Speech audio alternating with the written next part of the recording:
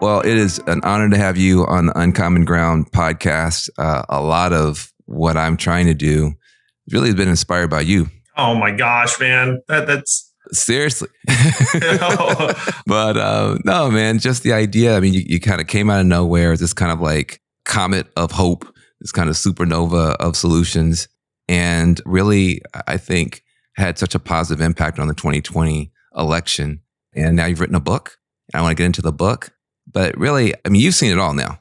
You were an entrepreneur watching the world go south for working class people.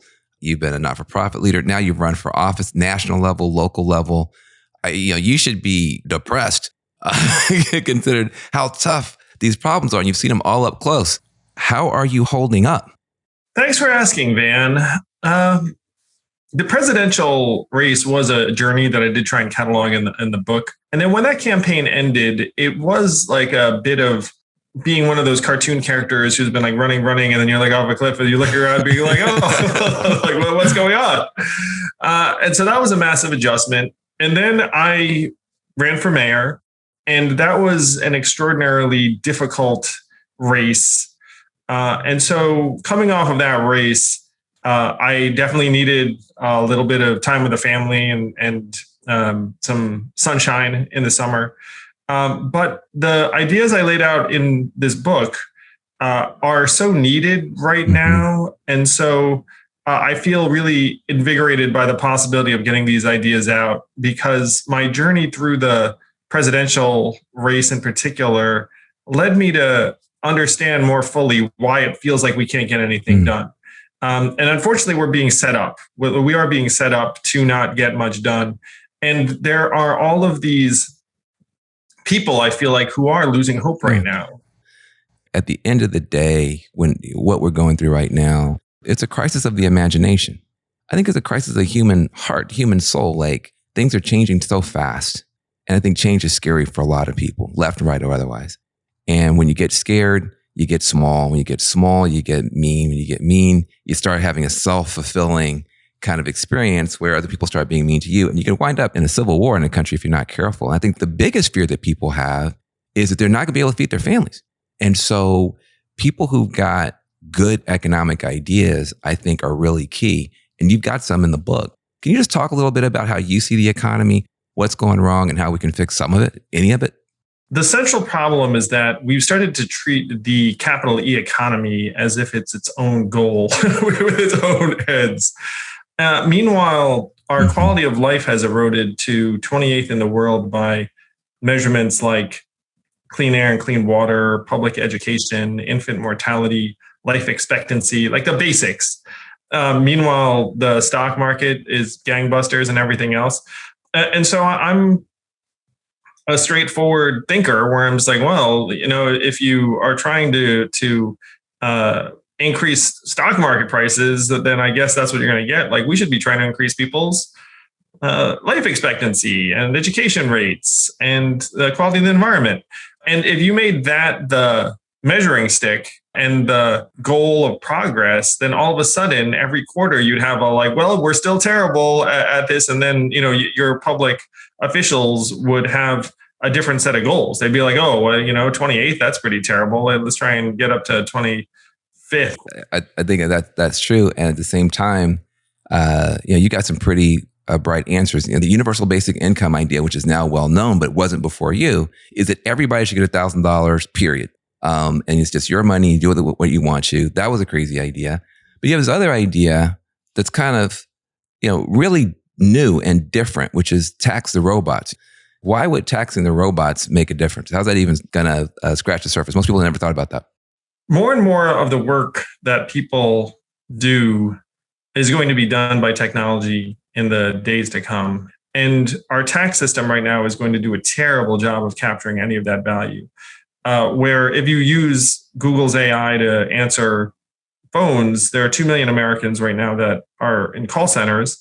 So they pay taxes, most of them. And so then you ask, okay, how much is Google going to pay in taxes if its software is doing this? And the answer is next to nothing. You look at the tax rate of these tech companies, they just move it through Ireland or wherever the heck, and we don't see a dime. So we're stuck in the situation where the value is going to be slipping through our fingers more and more unless we actually capture a toll on that. And if we do capture a toll on that, by the way, it could amount to hundreds of billions of dollars, trillions of dollars very, very quickly because the value is so immense.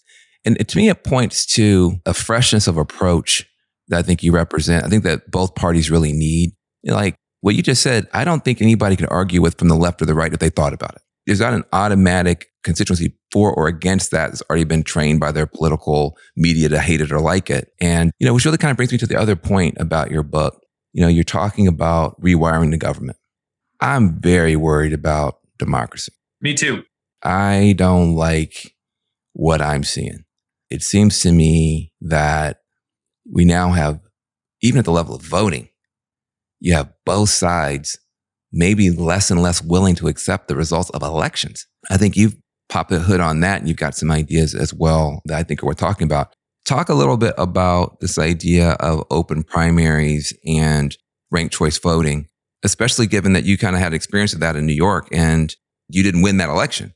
So does it change your perspective on it? I mean, how do you, having actually thought about it and argued for it and then participated in it, talk a little bit about this idea of ranked choice voting, which they had in New York. Well, this to me is the recipe, Van. Right now, the approval rate for Congress is 28%, pretty low. People aren't happy. The re-election rate for individual members of Congress is 92%, like almost guaranteed job security. And there are two main reasons why these numbers don't match very well. Number one is that 83% of the district races are safe seats. It's going to be either Democrat or Republican. So if you get to the general, you win. And people can all think about their own district as probably a safe seat. So then the criteria to get reelected is not somehow doing a great job for your district. It's can you get through a party primary where only the most partisan 11 to 20% will vote. And so that's why you have political figures who don't want to compromise and are willing to make very extreme statements because they're just worried about the most extreme 20% in their district. But one community has actually made this change where now it's open primaries and ranked choice voting. And that state, you're not going to believe it, everyone, is Alaska, which last year flipped a switch and said no more party primaries. And then this year, Senator Lisa Murkowski was the only Republican senator to vote to impeach Donald Trump, who's also up for re-election in 22. Her approval rating among Republicans in Alaska right now is 6%, according to one poll. So if she was subject to a party primary, she's obviously out of there, which is one reason why you're not seeing many Republicans say a bad word about Trump. But now with open primaries and ranked choice voting, she actually can make her case straight to all Alaskans and try and appeal to the 51% instead of the 10 to 20% at the extreme. So this is the big fix. This is the anti-polarization recipe for the country. And believe it or not, we don't even need Congress to do it. That the way they did in Alaska was through a ballot initiative that citizens led. We can just do the same in 24 other states that allow for ballot initiatives and then unlock our legislators from this extreme polarization that is unfortunately driving them to the extreme to keep their jobs.